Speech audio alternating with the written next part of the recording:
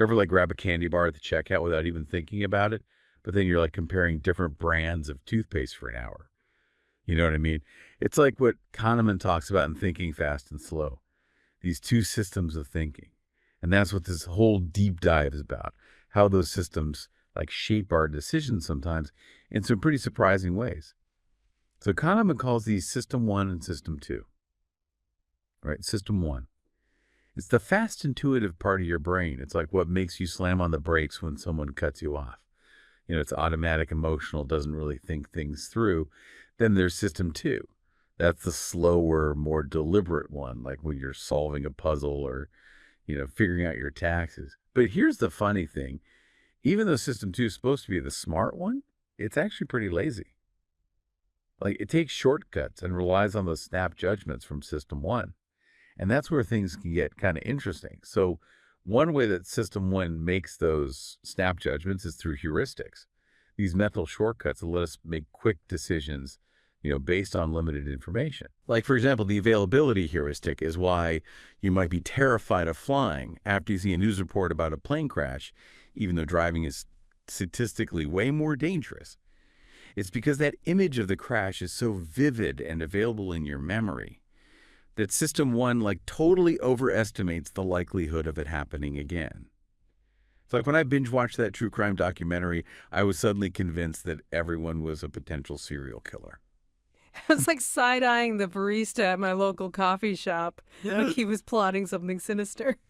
See, System 1 can be a little dramatic. But these mental shortcuts aren't always so harmless. They can lead to cognitive biases, these like systematic errors in our thinking that can really trip us up. Take W.Y. Sayati, for example. What you see is all there is. It's System 1's tendency to just jump to conclusions based on like the limited information it has and ignores everything else. Like that time, I totally judged a book by its cover. It had this cheesy romance novel vibe. But it turned out to be this super thought provoking philosophical novel. I totally missed out because my System 1 was just like, nope, not for me. Another bias Kahneman talks about is loss aversion. It's this idea that we feel the pain of a loss way more strongly than the pleasure of like an equivalent gain. He describes this experiment with coffee mugs where people who were given a mug suddenly valued it way more than people who didn't have one and were given the chance to buy it. It's like that feeling of ownership, even for something as simple as a mug, makes us overvalue it and like avoid letting go. It explains why I hang on to clothes I never wear, just because the thought of getting rid of them feels like a loss, even though they're literally taking up space in my closet. And then there's framing effects, how the way choices are presented can totally influence our decisions.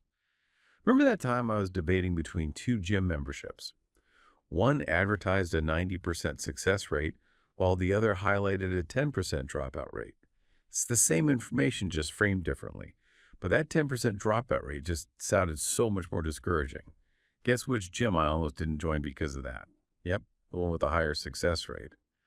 It's crazy how easily our brain gets swayed by these subtle shifts in language. Speaking of being swayed, have you ever been like super confident about a prediction that turned out to be totally wrong? Like we tend to overestimate our ability to predict the future, even when we have no real basis for it. Kahneman calls this the illusion of validity. Like that time, I was convinced my favorite underdog team was going to win the championship. I ignored all the stats, all the expert predictions, and just went with my gut. And guess what? They lost big time. It's like our brains just crave that sense of certainty, even when it's totally unfounded. So, what are we supposed to do with all these biases and illusions swirling around in our heads? Well, that's what we'll be exploring in the rest of this deep dive.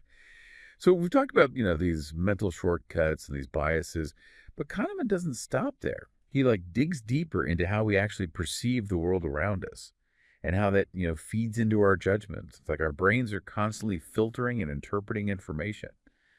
And sometimes that process can lead to some pretty like wacky results. Take priming, for example. Have you ever noticed how after watching a scary movie, every little creak in your house suddenly sounds like a murderer is breaking in? That's your brain connecting those ideas because of priming. Like seeing something or even just thinking about something can make related ideas like pop up more easily in your mind. It's kind of like when I was planning a trip to Hawaii and I started seeing all these ads for Hawaiian vacations everywhere. Suddenly all I could think about was beaches and maitais. It was like the universe was conspiring to get me on that plane. But priming can be even more subtle than that. Kahneman talks about this study where they flashed words on a screen so fast that people couldn't even consciously see them. But those hidden words still influenced how people responded to other tasks. It's like there's all this stuff going on beneath the surface, shaping our thoughts without us even realizing it. This whole priming thing, it kind of ties into how easily we believe things. Kahneman says that if you repeat something often enough, people are more likely to believe it's true, even if it's total nonsense. It's like that old saying, repeat a lie often enough and it becomes the truth. Kind of scary, right? And it's not just repetition that makes us so gullible. Our mood plays a big role too. When we're in a good mood, we tend to be more intuitive and creative, but we're also more gullible and prone to making logical errors. It's like we let our guard down when we're feeling happy, which makes sense, I guess. But it also means we're more susceptible to, scams or bad ideas. Speaking of bad ideas, let's talk about how we perceive cause and effect. Kahneman points out how quick we are to jump to conclusions about why things happen, even if it's just random chance. He uses this example of babies born in a hospital. Let's say like 6 babies in a row are all boys. People might start thinking there's some reason for it, like maybe there's something in the water, right? But statistically, it's just as likely as any other sequence of boys and girls. This tendency to see patterns in randomness. It's like everywhere. Like if a basketball player makes a few shots in a row, we might think they're on fire and predict they'll keep making shots, but really could just be random luck. The same thing happens in finance. People try to predict the stock market based on past trends, but a lot of it is just like unpredictable ups and downs. I remember this one time I invested in a stock because it had been steadily climbing for weeks. I was sure it was going to make me rich, and bam, it plummeted. Turns out I'm no Warren Buffett. Another thing that messes with our judgment is the anchoring effect. It's this crazy phenomenon where the first number you hear about something can totally influence your estimate, even if it has nothing to do with the actual value. Like, let's say you're buying a used car, right? If the seller throws out a really high price, you might end up paying more than you should, even if you try to bargain them down. Your brain gets like stuck on that initial number. And the craziest thing is the anchoring effect even works with totally random numbers. Kahneman describes this study where they spun a wheel of fortune with numbers on it and then asked people to estimate things like the percentage of African nations in the UN. The people who saw a higher number on the wheel consistently gave higher estimates. Even though the wheel spin was totally meaningless, it's like our brains just latch on to whatever information is available, even if it's totally irrelevant. We're also pretty bad at judging probabilities, especially when it comes to, rare events.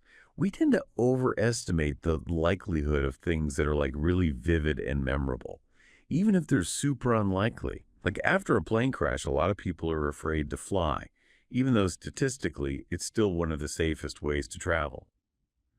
Our brains just can't help but focus on those dramatic, scary events. It's like when I saw that news report about a shark attack. Suddenly, every time I went to the beach, I was convinced I was going to be Jaws' next snack. So with all these mental quirks messing us up, how do we make any good decisions?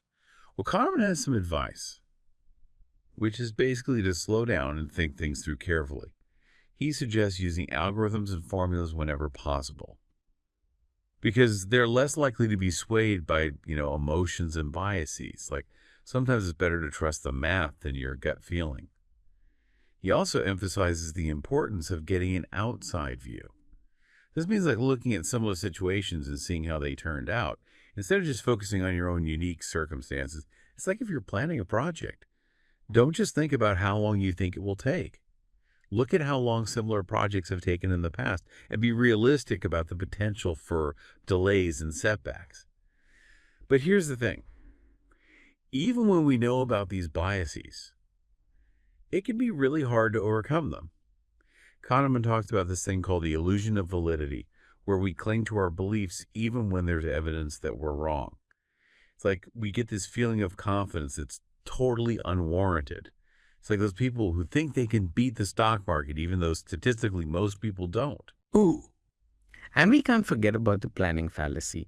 This is where we underestimate how long it will take to complete a task, even when we have evidence that similar tasks have taken longer in the past.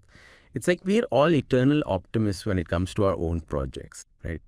But this optimism can lead to like missed deadlines and a whole lot of stress. Yeah. I remember this one time I was planning a dinner party for like 12 people. I was convinced I could pull it off in a couple of hours. Yeah, right. I ended up spending the entire day in the kitchen, frantically chopping vegetables and trying not to burn the main course. Let's just say my guests were very understanding. So Kahneman is basically saying that we're all like walking bundles of contradictions. We're capable of great rationality and insight, but we're also prone to these predictable errors in judgment. And the crazy thing is, even when we know about these errors, they can still trip us up. But hey, at least now we're a little more aware of our own mental quirks. Yeah.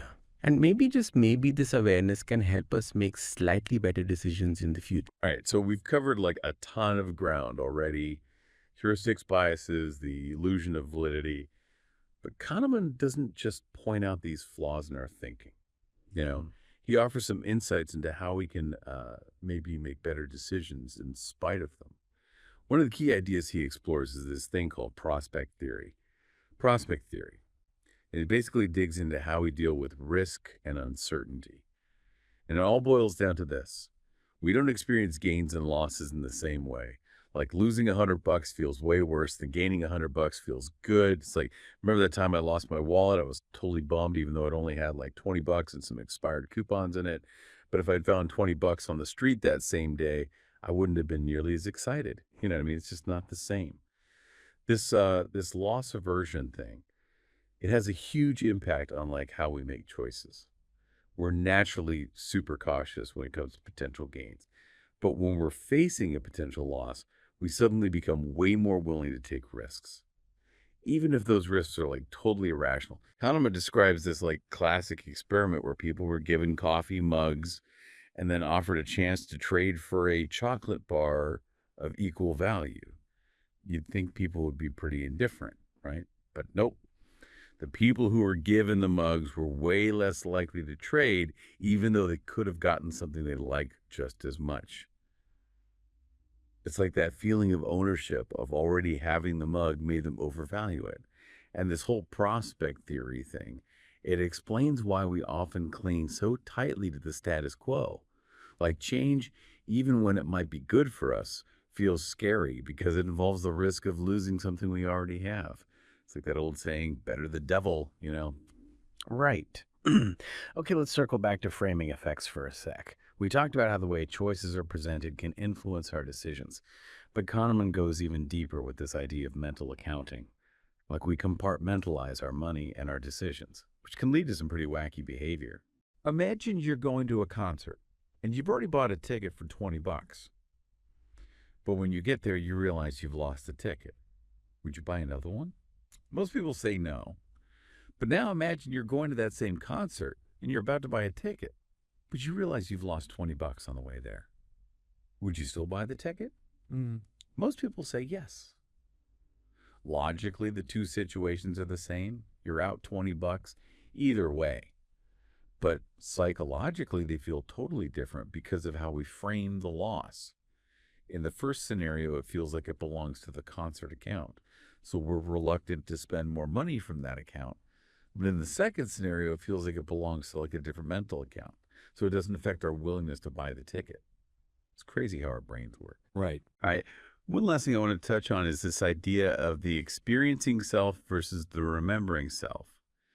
Kahneman says we have these two different selves that sometimes like clash. The experiencing self is the one that's living in the moment, feeling all the feels, while the remembering self is the one looking back on our experiences, trying to make sense of it all and tell the story of our lives. The catch is the remembering self isn't always the most accurate historian. It tends to focus on the most intense moments of an experience and the ending kind of glossing over the duration. So like a short burst of intense pleasure can leave a stronger memory than a longer period of mild enjoyment. even if the total amount of enjoyment was greater in the second experience. Kahneman describes this experiment where people had to put their hands in ice water. One group had a shorter, colder experience, while the other group had a longer experience where the water warmed up a bit at the end. You'd think the group with the shorter, colder experience would remember it as more painful, right? But actually, the group with the longer experience where the ending was less painful rated it as more unpleasant overall. It's like our remembering selves are kind of terrible at accurately judging past experiences. So what does this all mean for us in the real world? Well, Kahneman argues that we need to be more aware of these two selves and make decisions that are good for both of them. Maybe that vacation that involves a long flight and some stressful moments will actually be worth it because it will create incredible memories. Or maybe that job that pays a bit less but offers more free time will ultimately make you happier because you'll have more time for the things you truly love. The point is, we need to think about how we'll experience things, not just how we'll remember them. And be mindful of the fact that our memories can be super misleading. So that's Kahneman's Thinking Fast and Slow in a nutshell. It's a deep dive into the messy, often irrational world of human cognition. But it's also a hopeful book because it gives us tools for understanding ourselves better and hopefully making slightly better decisions. The big takeaway for me is that we're all works in progress. We've got these two systems duking it out in our heads, and we're constantly making mistakes and learning from them. But hey, by being aware of our biases and slowing down our thinking, we can at least try to nudge ourselves in the right direction. That's it for this deep dive. Thanks for listening.